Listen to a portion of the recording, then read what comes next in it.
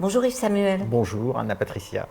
Je suis photographe portraitiste depuis toujours, je travaille pour la presse. Et là, ce ne sont pas des portraits que je montre, ce sont des photos d'objets que les Parisiens ont déposés sur le trottoir après les attentats du 13 novembre 2015. Toi, pendant les attentats, tu n'étais pas là, tu étais à Washington. J'ai vécu à distance ces événements avec la sensation de ne pas être au bon endroit, au bon moment. J'avais besoin de réfléchir en tant que photographe à ce qui arrivait à ce moment-là. C'est la maîtresse qui a demandé aux enfants de faire des dessins et ils sont allés ensemble le déposer. Ici, c'est la salle de concert. Ici, c'est le stade de foot avec les explosions à l'extérieur. Et ici, c'est la classe et ici, c'est les terrasses. J'ai vu ces objets qui étaient abîmés par 15 jours d'humidité, de pluie. J'ai essayé d'en prendre quelques-uns comme si c'était un beau visage qui m'intéressait. Et donc, je le prenais et j'essayais de comprendre ce qu'était sa vie en fait.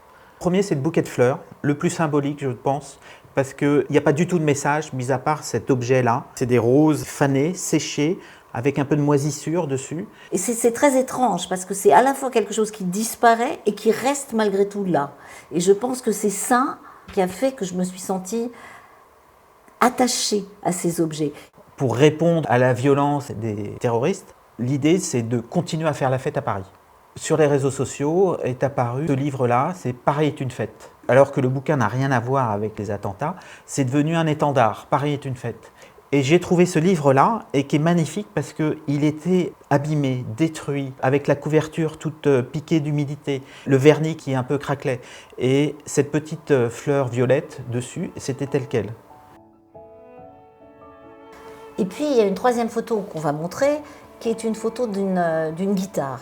Alors c'était une guitare qui était accrochée sur les grilles en face du Bataclan, et elle était telle quelle, c'est-à-dire qu'elle était cassée de cette manière-là.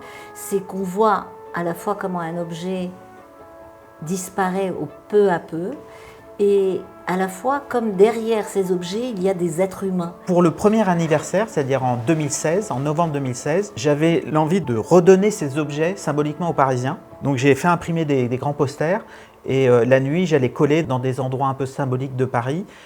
Personne ne m'a dit qu'est-ce que c'est. Les gens tout de suite savaient de quoi il s'agissait.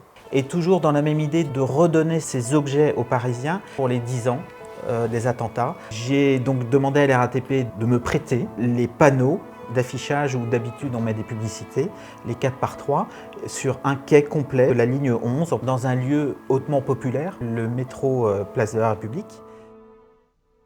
Parlons peut-être du titre de cette série, qu'on va voir donc dans les couloirs du métro et qu'on va revoir sur les murs de notre stand de Paris Photo. Le titre de la série, c'est Liberté, objet, fraternité.